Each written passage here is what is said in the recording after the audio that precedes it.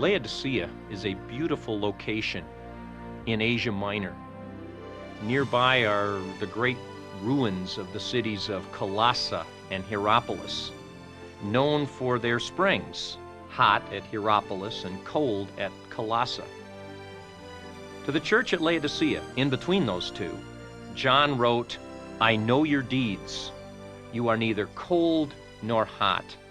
I wish that you were one or the other, but because you are lukewarm, neither hot nor cold, I am about to spit you out of my mouth."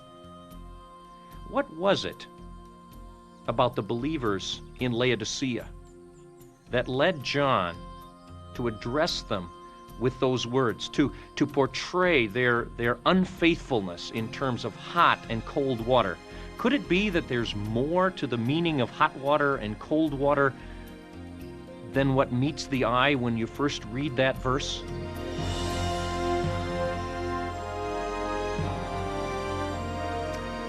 Today we're in a very beautiful, fertile valley called the Lycus River Valley. We're at a place where there are actually 3 cities. If you look across the valley, mostly north, you see the white cliffs over there. Just above those white cliffs was the city of Hierapolis. Just to the east of us, at the foot of the huge mountain that you can see just beyond, the city of Colossae. Probably most well known to us because Paul wrote a letter there called Colossians, and because his friend Philemon and his slave Onesimus came from Colossae. We're here today in the city of Laodicea. The Bible mentions that there was an evangelist and an apostle named Philip. Tradition holds that Philip was one of the Christians who came to bring the message to Hierapolis. That's fascinating in one sense because Philip came from the little city of Bethsaida. He was one of the first disciples from a very rural farm village. You have to imagine this guy who really hadn't lived in this kind of a world coming up that busy street.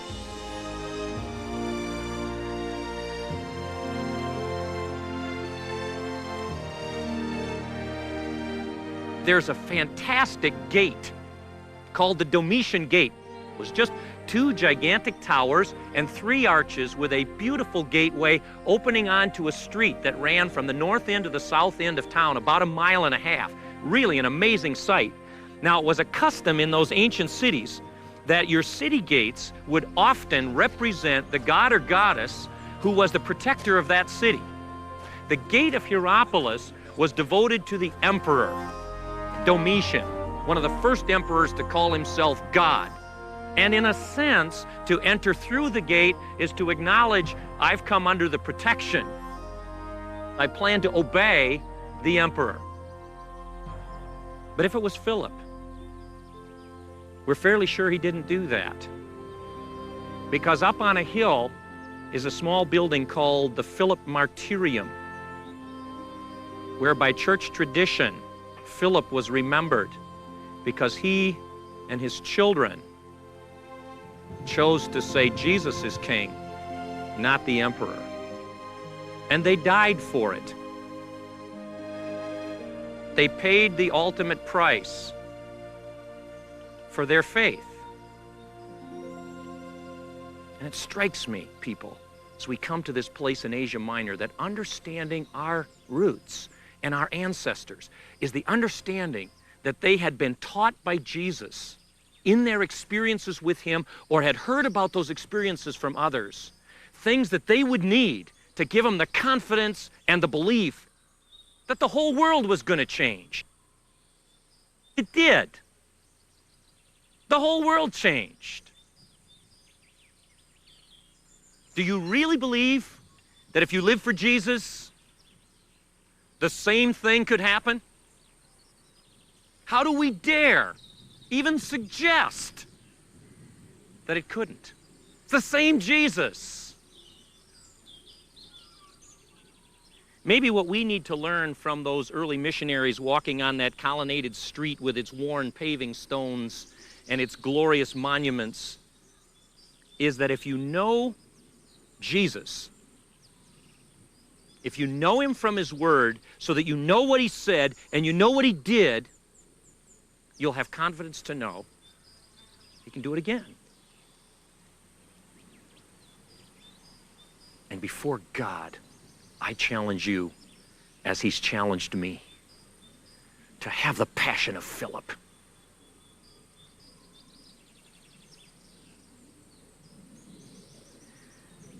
So you walk in further in this glorious city, down that street, and very soon you come to the religious area, the Apollo Temple. There it stands, not too much left, but the stairway going up in grand style, encircled with some columns, and off in one corner, the city fountain called a nymphaeum. The water came from an aqueduct up above and ran fresh water right into a big, beautiful fountain right in the middle of the Apollo Temple, as if the citizens of Hierapolis were saying, Apollo is the source of life. You want water? You come to Apollo, because he gives life.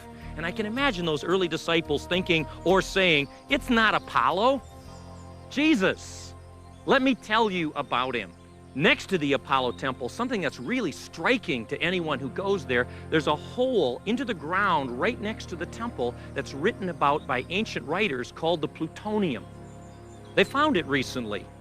The plutonium was, according to ancient belief, the gates to the underworld, where Pluto in Latin, or Hades in Greek, lived.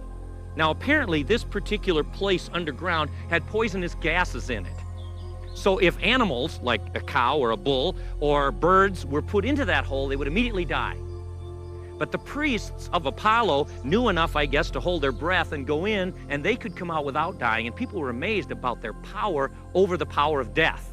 But it was called the Devil's Hole, or the place of Pluto, or the gates of Hades. And I wonder whether those early disciples remembered Caesarea Philippi, and Jesus saying, listen, if you guys will go out and build my church, even on Apollo temples, even the gates of hell won't stand in your way. If you walk a little farther, a glorious theater. To walk in there is to be absolutely amazed at the architecture and the style and the power of that place. What's noted in this theater is the beauty of the statuary across the front and the carved frieze and the niches along the front of the stage where the statues were placed that the plays were about, or the god or goddess that the plays were devoted to. In the Greek world, the theater was the place where plays were put on as a way of saying, this is who we are. This is our worldview being presented to you on a stage. And putting all their gods and goddesses along the front or along the frieze on the back of the stage was a very clear way of them saying, we're not embarrassed. This play, these plays, this drama presents to us, to you, the visitor, what we believe in. It's striking how honest they were. Amazing.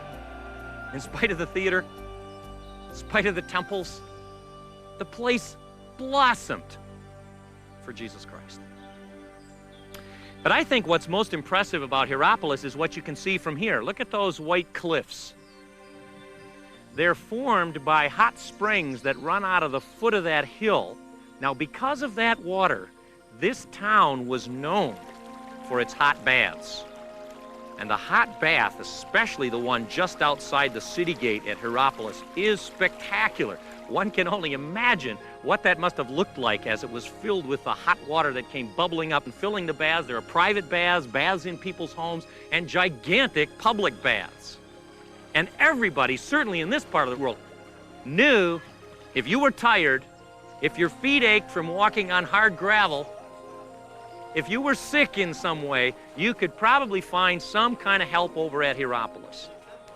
People came from miles in this world, hundreds of miles, just to find the cures and the healing of arthritis and skin diseases and even abdominal problems. They would take small amounts of it to sit in the hot springs of Hierapolis. The famous White Cliffs and the baths. Quite a city.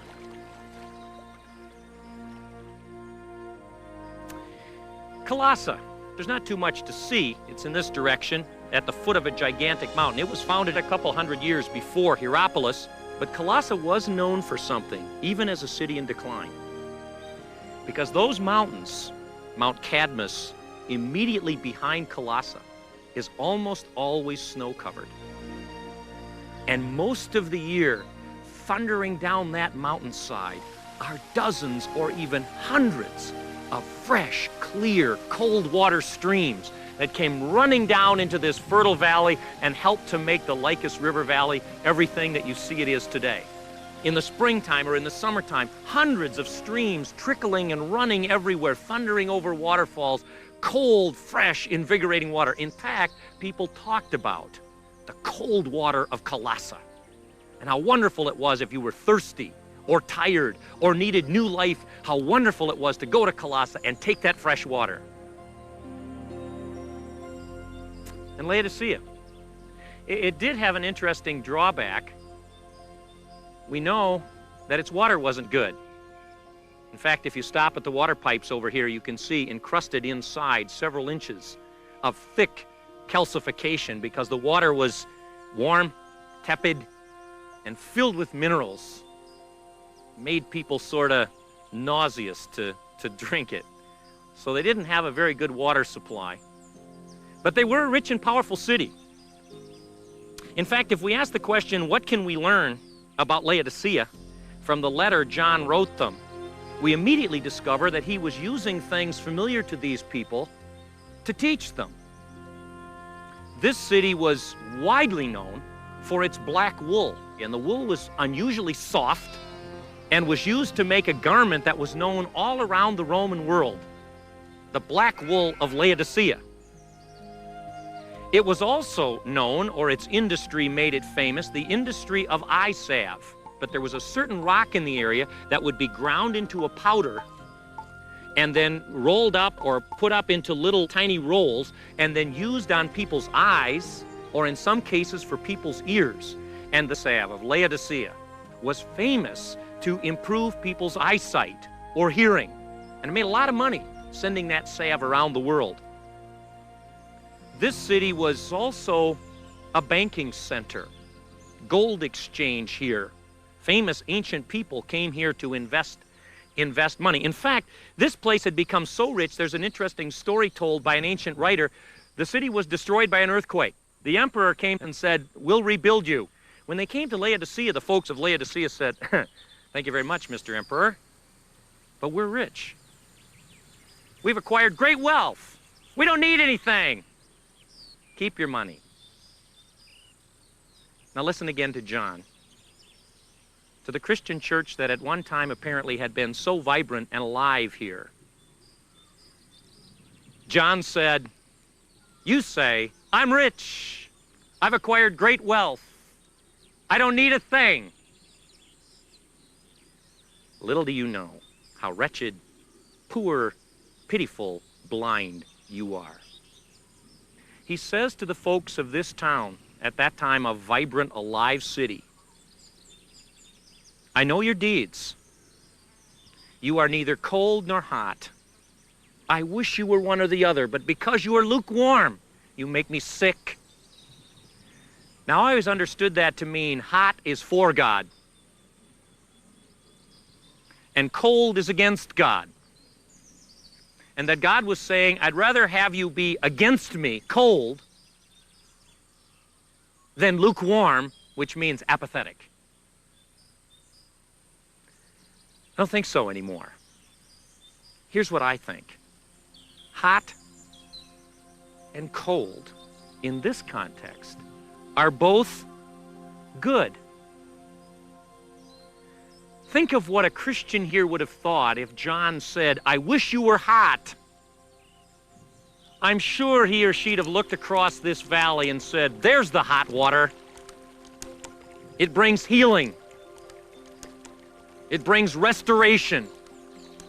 It brings comfort to ache and pain and disease." Understand hot. And cold? Cold is wonderful. It's refreshing. It's uplifting. It gives a new burst of energy and enthusiasm and life. Cold is good. But that lousy lukewarm water over here at the Nymphaeum of Laodicea is disgusting. Because as the cold water runs down and the hot water runs down, when they both get to the river that runs through the valley, what good are they? You can't drink it.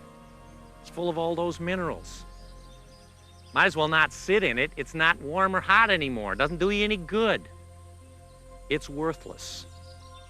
You remember he once said to those disciples, people like Philip, if you do it to the least of these, my brothers and sisters, give them cold water, give them clothing when they're naked, give them food when they're hungry, visit them when they're in prison. If you do it to the least of them, you do it to me. It seems to me that what John is saying is Jesus' battle plan is so simple. Go out to a hurting world that's in big trouble. Go with passion. Go believing that it'll happen. But I want you to be hot water to people. Be a healer. Be a comforter. Be a restorer. Or I want you to be cold water to people. Be an uplifter. Somebody who brings new life. Somebody who encourages. Because people need a touch of Jesus through you. But if you don't do anybody any good, you make me sick. When is the last time you brought the comfort of the love of Jesus to a hurting person? When is the last time you took time out of your schedule to go to somebody who's hungry, or alone, or broken, or rejected, or depressed? When is the last time any of us was cold water? That enthusiastic encouragement of someone who's discouraged. That taste of the new life that is Jesus. The main way was to bring the caring, loving touch of Jesus to hurting people. One person to one person. It didn't take big organizations. It didn't take gigantic buildings and programs, though those can be very useful. It took one loving, caring person who said, Jesus gave me hot water and cold water, and I give it to you. And when they stopped doing that, not only did it turn God's stomach, but the church died. We had an interesting experience, if you recall. We climbed up the hillside the first day we were here, and we noted the ruins of a very ancient Greek theater. It was destroyed, remember, by an earthquake. Not too much left of it. A few rows, a few stones down the side. They look like steps. Maybe they were steps, maybe they were part that held the benches there, and the rest of it is gone. And we noted something. Shortly before the message first got here, this place got devastated by two earthquakes. One in 17 AD, one in 60 AD. And one of the things that happened, we learn from ancient sources, is those people began to question their gods. Apollo didn't save us. Zeus, the god here, didn't save us. Demeter, Colossus, didn't save us. Who will help us? God had given those early believers a window. People's faith had been shaken. They were looking for somebody to fill the gap, to provide care and love and help and encouragement. Almost as if God opened the window and said to the Christians, come on in, show them the love of Jesus, and they'll turn their allegiance to Him. Instead, apparently they were lukewarm. I believe that God has given us many challenges here. One of them that I will take back most powerfully is that God wants us to do in our culture what they did in theirs. And there are all kinds of wonderful ways to do this. But it seems to me the bottom line are communities of Christians who bring the love of Jesus to hurting, broken people. And if there ever was a world that needed that, it's ours. But I challenge you to be a loving, caring person who brings Jesus with a caring, loving relationship with a broken person. It was that simple.